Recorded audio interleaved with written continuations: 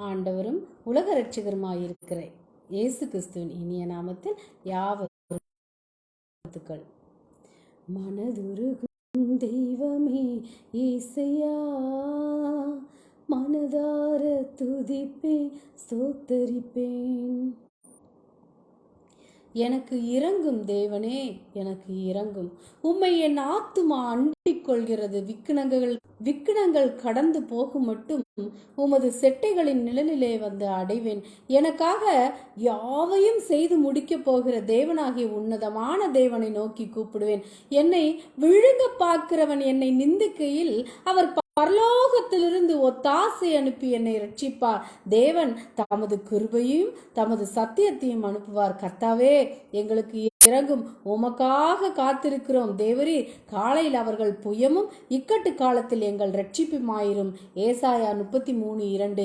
எவ்வளவு அழகான ஜெபம் இது! அவர்களுடைய உண்மையான தேவையை உணர்ந்து தேவனுக்கு முன்பாக தாழ்த்தி ஏறெடுக்கும் ஜெபம்.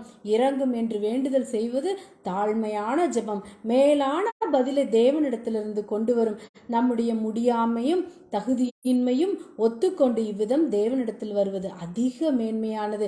மேலும் தேவனுக்காக காத்திருக்கிறோம் என்று ஜெபிக்கிறார்கள்.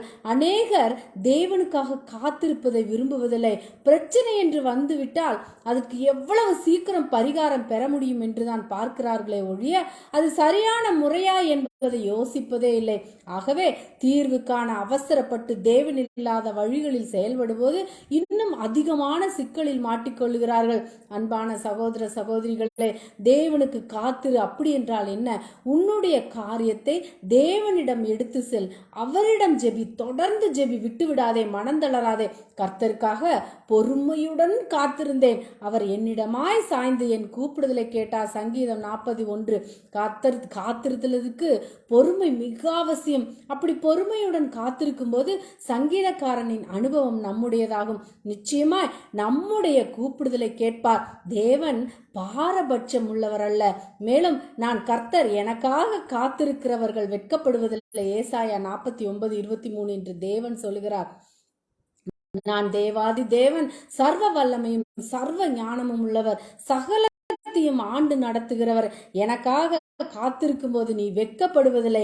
மனிதன் இவ்விதம் சொல்லக்கூடுமா? முடியாது. ஆகவே தேவனையே எப்போதும் சார்ந்து கொள். அவரை நோக்கி கூப்பிடு, காத்திரு.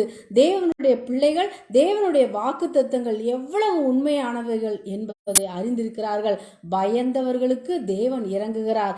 சங்கீதம் 103:10-13. தகப்பன் தன் பிள்ளைகளுக்கு இறங்குகிறது போல கர்த்தர் தமக்கு பயந்தவர்களுக்கு இறங்குகிறார். லூக்கா 15:11-32 வரை.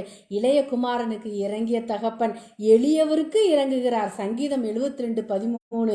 பலவீனனுக்கும் எளியவனுக்கும் அவர் இறங்கி எளியவர்களின் ஆத்துமாக்களை ரட்சிப்பார். உபாகமம் 15. எளியவனான உன் சகோதரனுக்கு தாராளமாக கொடுப்பாயாக. பார்வையற்றவருக்கு இறங்குகிறார். மார்க்கு 10:47-48. பர்த்திமேயு குருடன் இயேசு வருகிறார் என்று கேள்விப்பட்டு, இயேசுவே, தாவீதின் குமாரனே, எனக்கு இறங்கும் என்று கூப்பிட தொடங்கினான். அவனோ, தாவீதின் குமாரனே, எனக்கு இறங்கும் என்று முன்னிலும் அதிகமாய் கூப்பிட்டான். மத்தேயு 20:30-31. லூக்கா 18:37-38. நோயுற்றவருக்கு இறங்குகிறார். மத்தேயு 17:15. ஆண்டவரே, என் மகனுக்கு இறங்கும், அவன் சந்திர ரோகியாய் கொடிய வேதனைப்படுகிறான். மத்தேயு 15:22. கானானிய பெண், தாவீதின் குமாரனே, எனக்கு இறங்கும், என் மகள் பிசாசினால் கொடிய வேதனைப்படுகிறாள் என்று சொல்லி கூப்பிட்டாள். நீங்களும் மற்றவர்களுக்காக மனம் இறங்குங்கள். நீதிமொழிகள் 14:21. தரித்திரனுக்கு இறங்குங்கள். நீதிமொழிகள் 19:17. ஏழைக்கு இறங்குங்கள். மத்தேயு 18:33. கடனாளிக்கு இறங்குங்கள். இரக்கமுள்ளவர்களாய் இருங்கள்.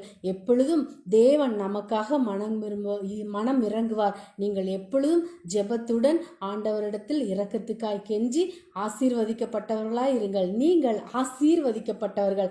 ஆமென். அல்லேலூயா.